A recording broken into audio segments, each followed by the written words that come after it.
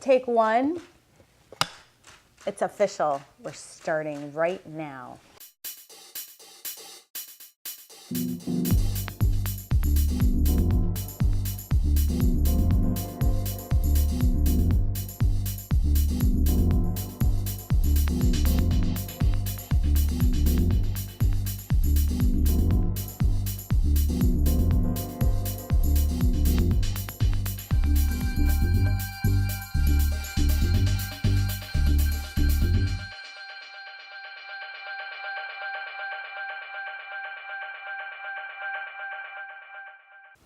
Welcome to Frame. Hi, I'm your host, Yvette Craddock. It's common for artists to experiment with different forms of creativity throughout their careers. Well, today we're speaking with a gentleman who's remained passionate about his creative contributions to the world for nearly 40 years. Welcome to the show, photographer Jonathan Sabin. Welcome. Thanks, Yvette. It's great to be here. Thanks so much for being on Frame. You bet.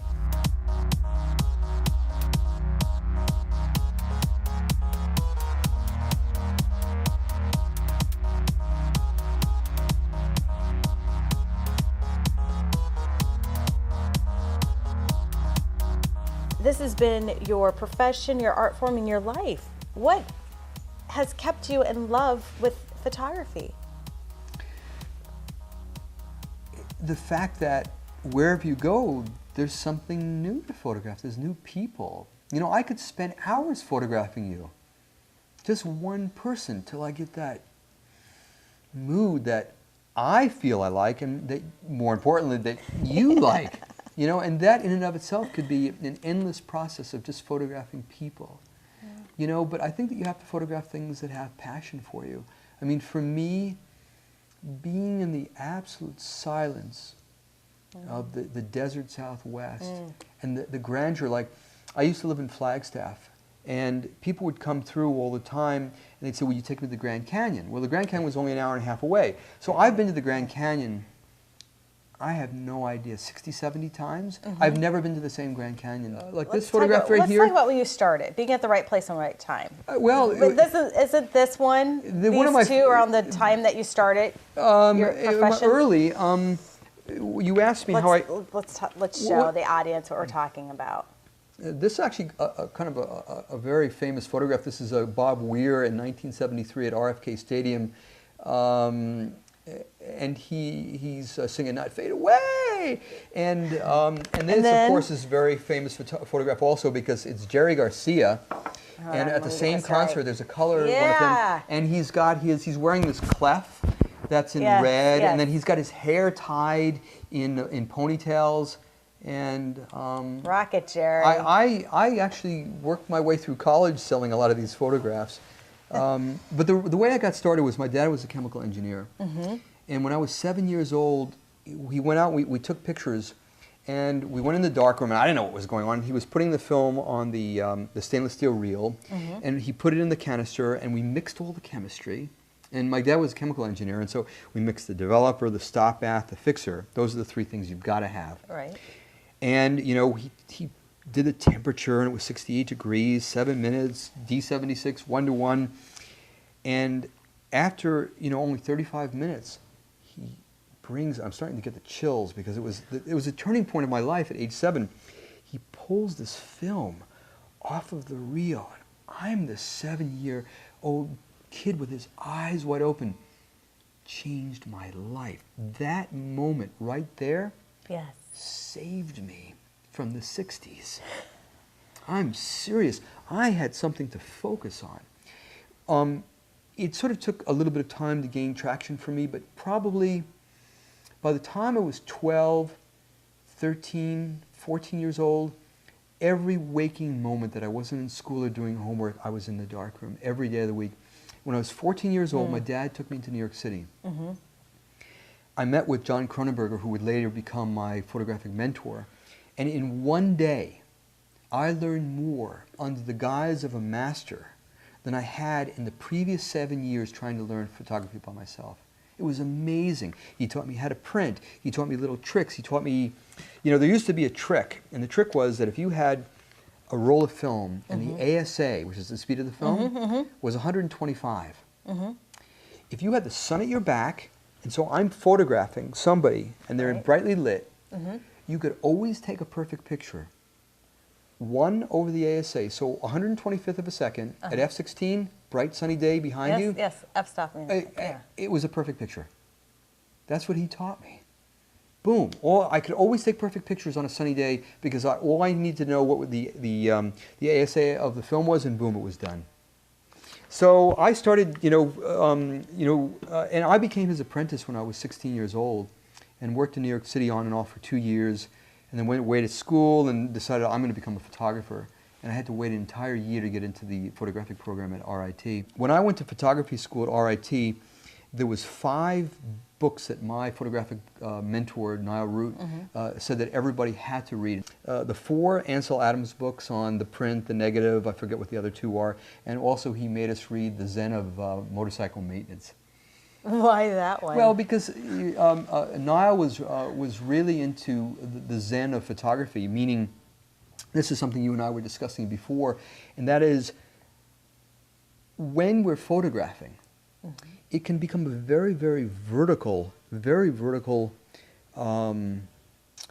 a spiritual adventure, because it keeps you completely in the now.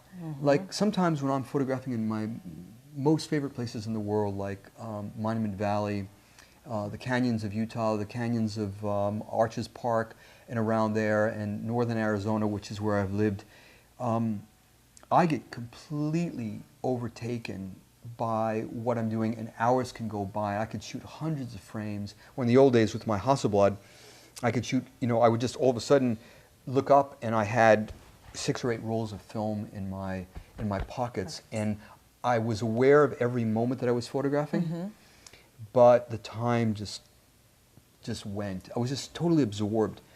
And this is what we were talking about before, that it didn't really matter to me what the photographs actually looked like. It was just the spontaneity of being completely present in the now and taking the camera, and again, I was using a larger format camera, and taking the camera and looking, and this is, we were talking about photographic secrets. Yes. The best photographic secret that I could ever give to any photographer would be look in all 4 corners before you snap the picture. All 4 corners of the frame. Of the frame of your camera? Absolutely. When you're looking through that camera, before you take the picture, look in all 4 corners. And it's amazing how your photographs will get better if you start doing that, because then you start composing them better.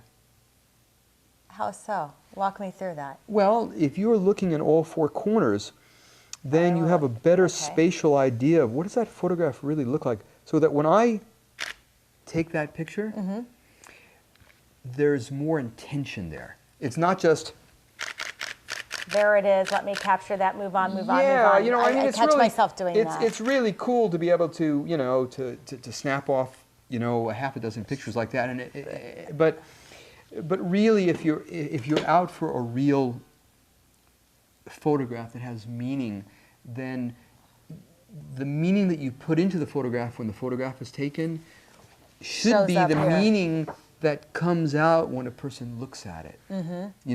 That there's something that the photographer experienced at the time he took the picture. That energy shows up. But that's an intention Exactly. of life. That's With exactly right. That's no it. matter what your work is, the intention behind this, or picking up a pen and writing something, or for that matter, sending an email, that intention. Then it becomes a spiritual adventure, because it keeps you in the now, it keeps you completely present, it keeps you focused. And so there's much more deliberateness to what you're doing, instead of just, going through life like a zombie. You're going through life with a lot more intention towards what you're doing. And see, my feeling is, if everybody, and I'm talking about positive things, I'm not talking about people just, because there's plenty of gluttony out there. If people, in terms of work or service, did what made them happy, and what their hearts felt drawn to, and they even went through processes to find out what that was, so that so that when, like for me, sometimes at 4 o'clock in the afternoon, there's people going, oh, thank goodness I'm off from work. I think, oh my God, I only have 10 or 12 hours of work, of time before I have to crash. Right. So when you have a passion for doing something, it isn't work. No, it's not work. It's never work. It's a love. It's a gift. It's a contribution. It's being of service. Yeah. I went through the 4 Ps. I created the 4 Ps, which is exactly like that. You have a path, you have a passion, and you have a plan. That all ties into your purpose of life. Watch out. I think that ultimate fulfillment, because I've seen people do absolutely amazing things with their world, and rise to levels of greatness quickly, again predicated on just being true to themselves and doing what they do and not trying to fit in. And being fearless, which is usually easier said than done. Indeed. So let's talk about the struggles. That was a great segue into my next conversation, next part of the conversation I want to have with you, and that is a couple of the triumphs you've had in your career, a couple more high points, and some of the struggles that you've faced and overcome or transcended along the way. You know, probably one of the worst things that happened, and it rarely happens anymore, because we can take a picture, and the second that we take a photograph now, you know, we take the picture, boom, and then we turn and we look, and there's the picture right there, and you can see what your exposure's like and how everything's set up. But in the old days, back in the old days, if you took a picture, you didn't know what was going to come out. You had no idea.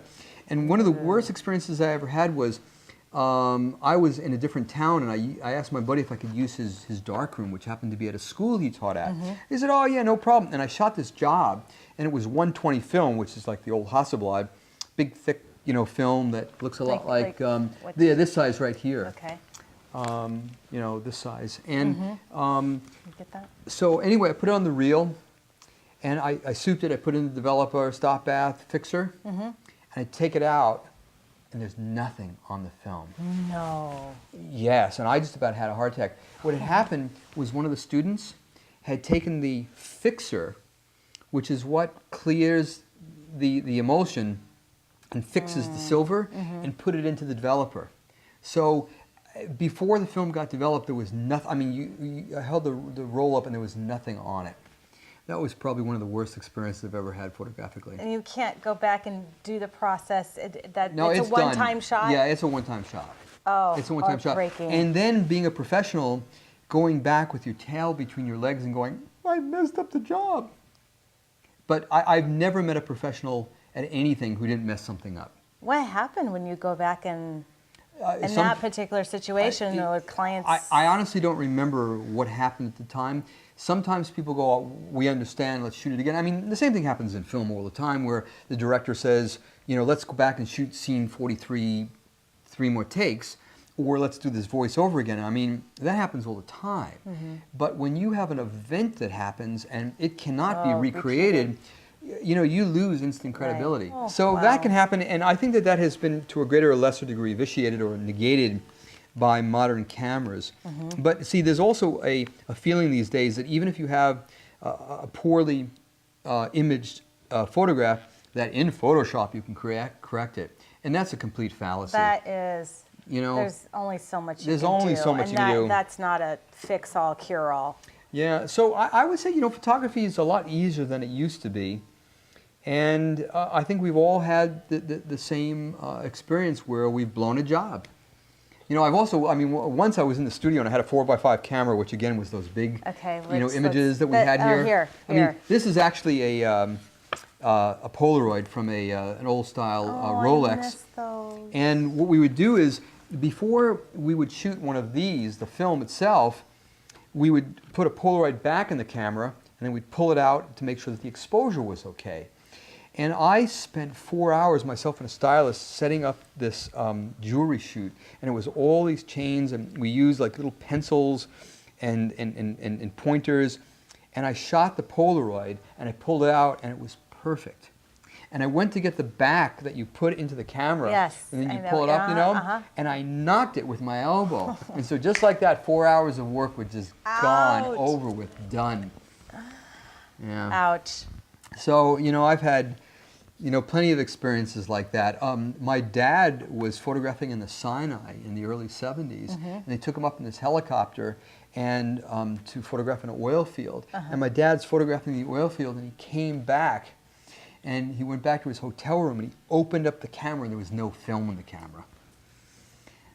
And that, you know, I don't remember that happening exactly to me, but when it came to emulsion type of film where so many things could go wrong, there's just an infinite number of things that can go wrong and have gone wrong. Yeah. And trust me, I've messed up plenty of times. But every time I've messed up, I've made a mental note that I'm never going to do that again. You've learned from it, and that's but the key. you just never know. I mean, I've been on jobs where I've had cameras and they've jammed, or I've dropped lenses. You name it, man, it's happened. It just stuff happens. The lights go down. You lose electricity. Things that are just outside of your control. Yeah, you have to punt. It is. Yeah, you're right. What do you do? You just rock with it. You roll with it. Have you embraced the changes in technology wholeheartedly? Completely. I was chomping at the bit when digital cameras first came out, and I've got a digital camera I'm trying to sell right now. That was it put a actual, remember the disc? Yes. It put a disc in it. It was a Sony Mavic, and you put a disc in it, and it made these pictures, and it went and it wrote to the disc, and so you hear going. And so I have been digitized since the early 2000s, and this is my new Nikon that I just got this at Christmas time actually, and it's a lovely camera, and I love it very, very much. And the thing that's really been the biggest deal is not just going from emulsion-based, silver-based film to magnetic media, which is what digital media is, but going from having to develop film in the dark and soup, pictures in the dark room to just, you plug them into your computer, your Mac, you open up. I like Lightroom very much right now. It's a beautiful, beautiful program.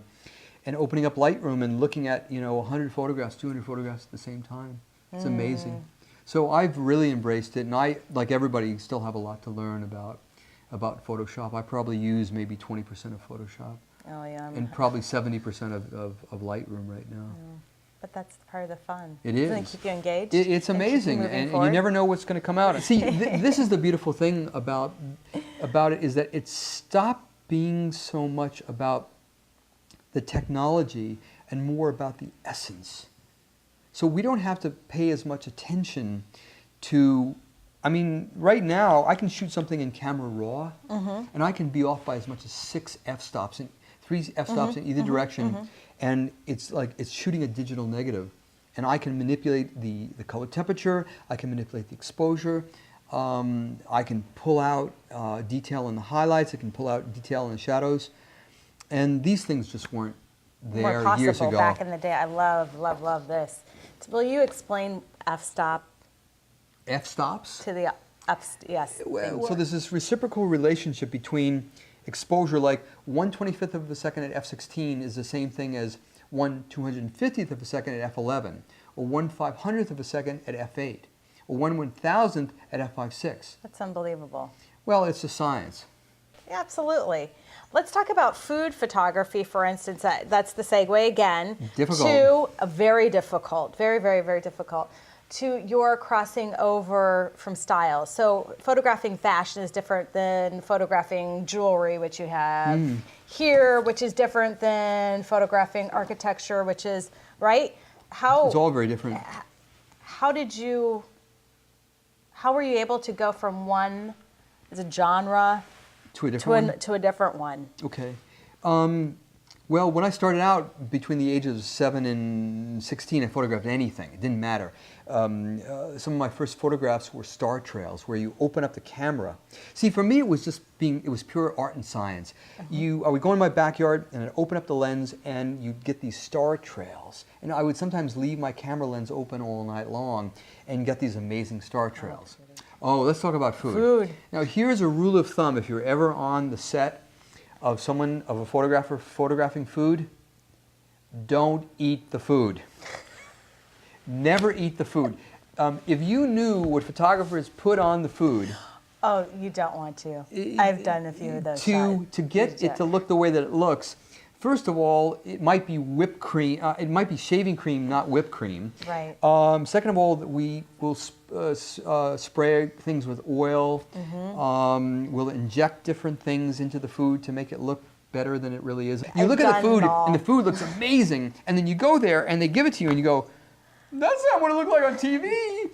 And so food photography is actually extremely difficult. Very difficult. And there's a lot of design element that goes into the whole thing. Architectural photography, very difficult because you actually have to use a 4x5 camera because, excuse me, if I'm photographing a building and the building through the lens is going to have a spherical aberration and the camera doesn't see it the same way the eye interpolates it.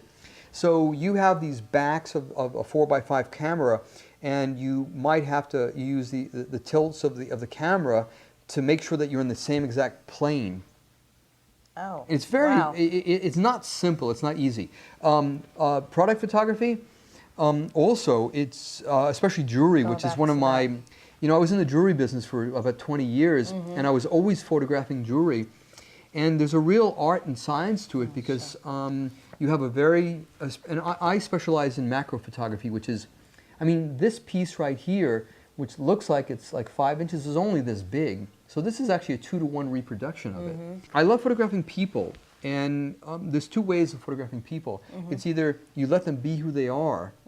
It's like there's a whole new thing. I don't do weddings anymore, but there's a whole new genre of wedding photography, which is approaching a wedding as if it was a photojournalistic event. Yes, yes. Like I personally, I can't stand when people go, "Call a photographer, we're gonna cut the cake now." Okay, hold right there. Freeze. Right, or let's do the rings. Say cheese. Yeah, I mean, I'm sorry, I can't do that.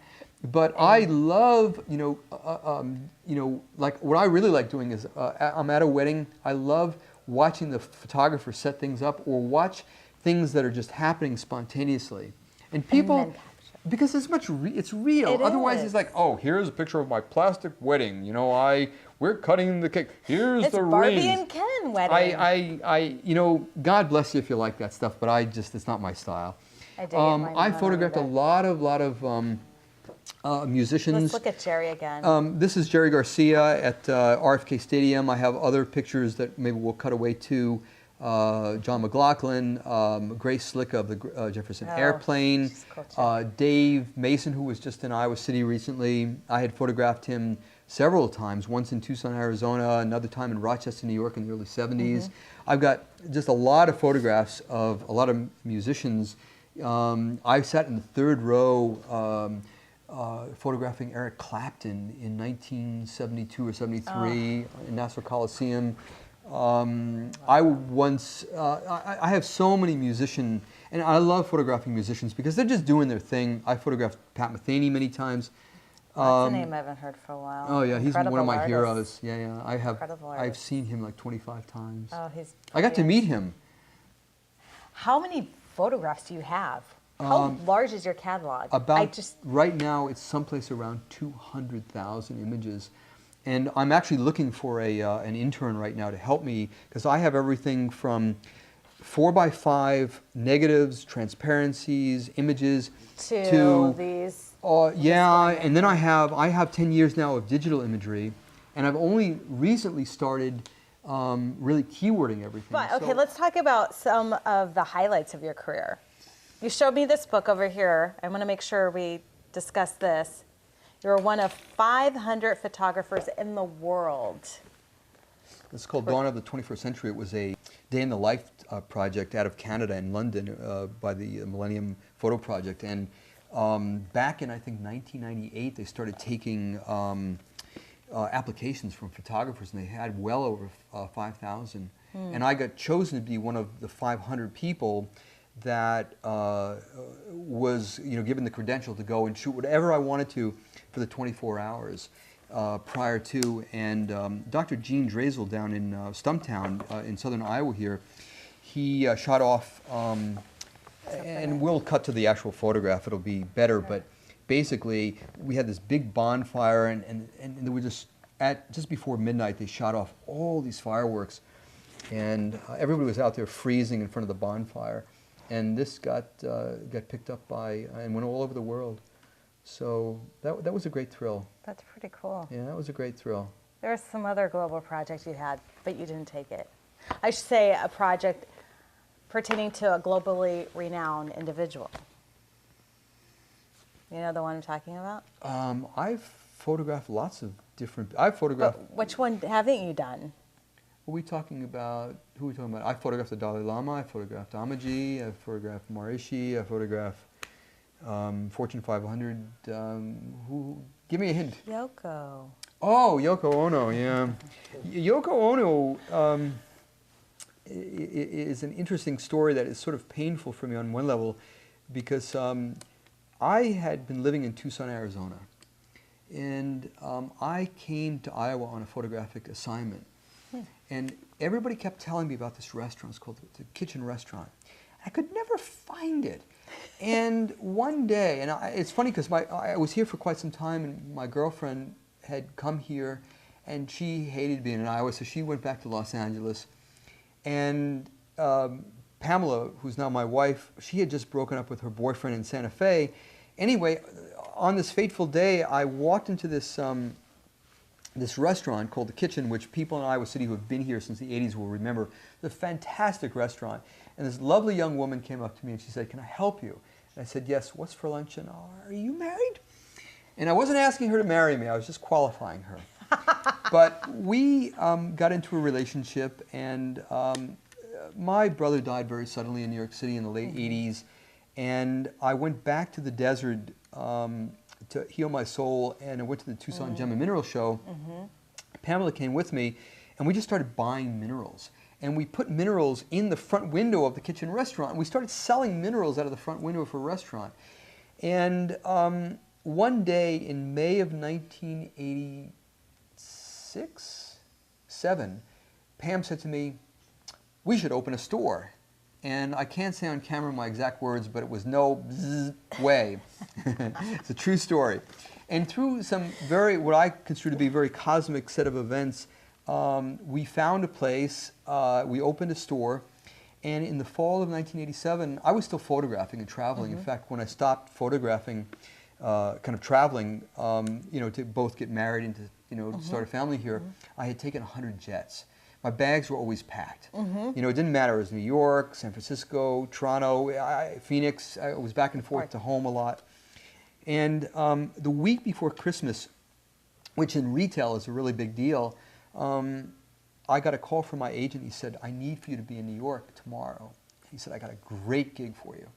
And I said, "What is it?" And he said, "I need you to photograph Yoko Ono." And I said, I was quiet, and he said to me, "You're going to fly into LaGuardia, right? I'll pick you up at LaGuardia. What time will you be there?" And there was still silent. He goes, "Jonathan, are you there?" And I said, "Yeah." And he goes, "What time will you be in New York tomorrow?" And I said, "I'm not going." And he said, "Are you out of your mind?" Beep. And I said, "No, I'm not going to come." And he said, "Why not?" I said, "Well, three things. Everybody beeps and puts on their pants one leg at a time." And what I meant by that was, I photographed a lot of quote-unquote famous people, and ultimately they're just people. Just because someone's famous or has a lot of money doesn't really do it for me. But I do respect people for their achievement. Always have. And I was just joking, but I said, I don't like her music.